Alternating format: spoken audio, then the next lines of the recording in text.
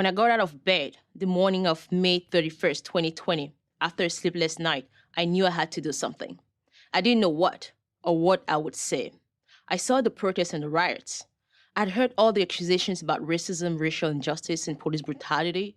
I was horrified by what happened to Mr. George Floyd, but I was also horrified about what was happening to my adopted country, my beloved America. And I just couldn't take it anymore. I couldn't keep it inside. So I went to one of these protests and I did the most American thing I could think of. I told the protesters exactly what I thought. I admit it, I wasn't very diplomatic. Maybe that's why my remarks went viral. You can find them easily on YouTube. Many people admired me for what I said. Many hated me. I don't care either way. I didn't do this for me.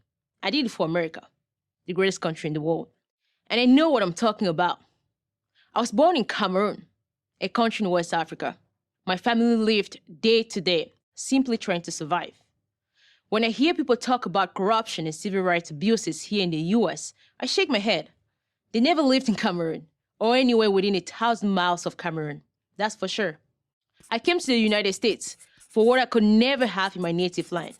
Freedom and happiness, the opportunity to get a good education, to earn a good living, to build a good life for myself. And that's exactly what I've done. That's what America has allowed me to do. And for that, I am eternally grateful. Since coming to the United States, I have trained in nursing and worked as a visiting nurse assistant. Recently, I received my master's in healthcare administration, and I am now working as a healthcare executive. My career ambition is to close the gap in healthcare outcomes and design new and better strategies to ensure that underserved populations get the healthcare services they need. I also serve as a reservist in the United States Air Force. And yes, I look forward to getting married and starting a family.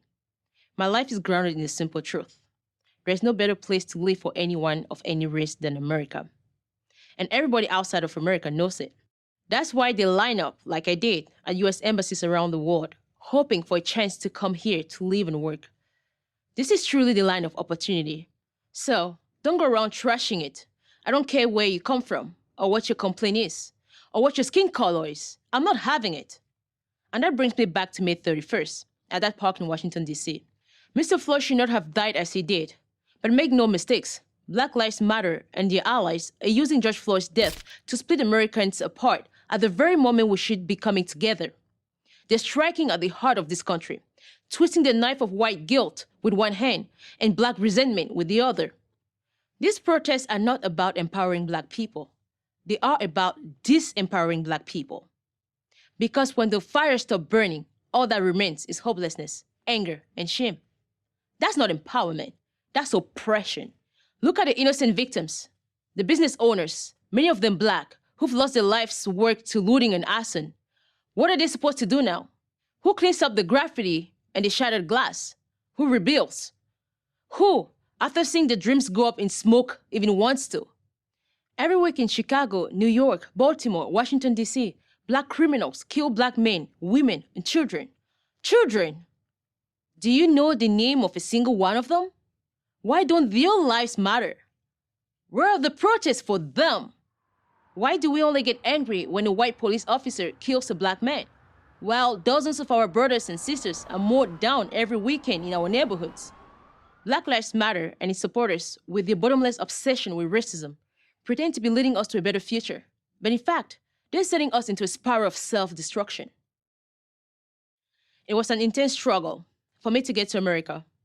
I love it too much to stand aside and watch it be torn apart. Stand with me. I'm not oppressed.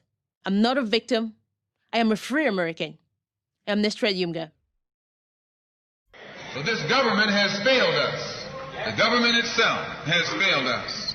And the white liberals who have been posing as our friends have failed us. And once we see that all these other sources to which we've turned have failed, we stop turning to them and turn to ourselves. We need a self-help program, a do-it-yourself philosophy, a do-it-right-now philosophy. It's already too late philosophy. This is what you and I need to get with. And the only way we're going to solve our problem is with a self-help program. Before we can get a self-help program started, we have to have a self-help philosophy.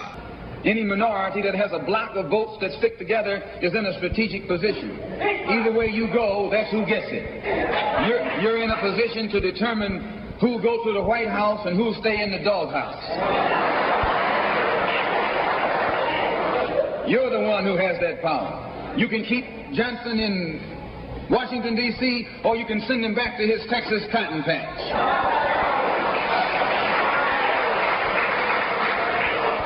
You're the one who sent Kennedy to Washington.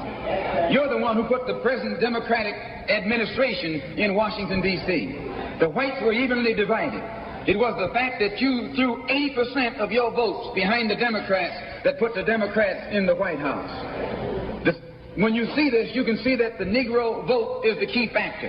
And despite the fact that you are in a position to be the determining factor, what do you get out of it?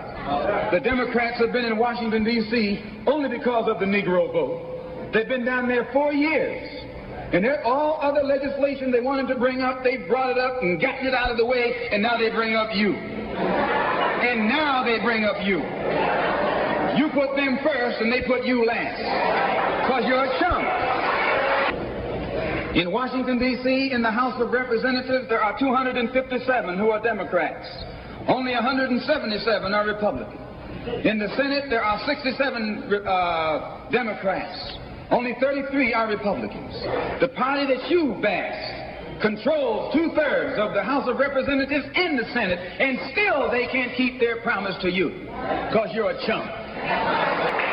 Anytime you throw your weight behind a political party that controls 2/3 of the government, and that party can't keep the promise that it made to you during election time, and you're dumb enough to walk around continuing to identify yourself with that party, you're not only a chump, but you're a traitor to your race.